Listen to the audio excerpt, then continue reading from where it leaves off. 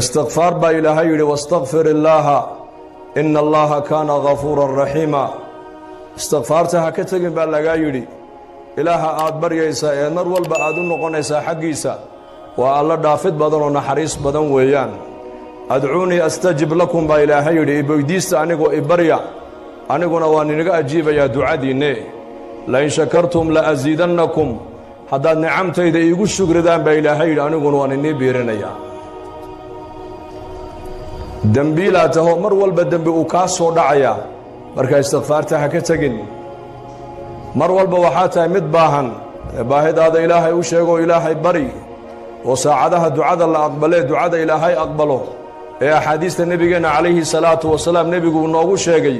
xilliga ilaahay bari oo baahidaada ilaahay u sheego salaada markii laga baxo ducada waa la aqbalaa roobku markuu da'ayo ducada waa la aqbalaa maalinta jumcada saacatul ijaaba ku jirta habeen walba waxa uu nabigu noo sheegay inay ku jirto saacad ilaahay tabaaraka wa taala uu ducada aqbalayo oo leeyahay ayaa waxay weydiisanayaan hansiye ayaa toobadkeena toobadahan ka aqbale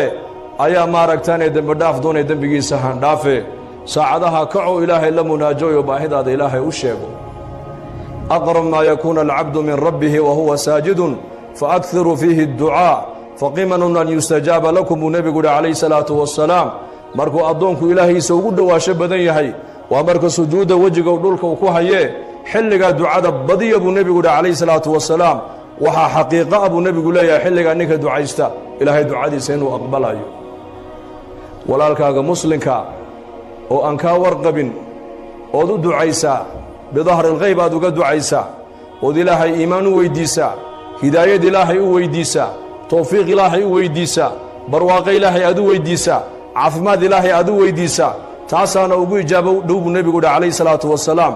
adigu walaalkaaga muslimka aan war ka qabin markaad u ducaynayso korkaaga malag ba taagan marali markaad walaalka u ducaysidba walaka mithluhu malagi wuxuu ku leeyahay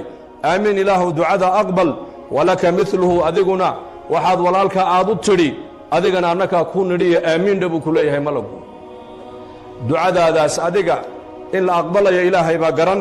laakiin ducada malag waa mustajaabo weeyaan markaad walaalkaaga muslimka isagoon ka warqabin aad u ducaysid waxaad walaalka ilaahay aad u weydiisid adigana malag ba ducada tul lamida kula dul taagan oo ilaahay ku baryaaya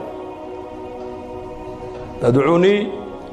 astajib lakum ibarya ba ilaahay kuleeyahay ducadina waan aqbaliye marka ducana ta ugu fadli badan buu nabigu alayhi salaatu wasalaam waa inaad tiraadid alxamdulillaahi rabbil aalamiin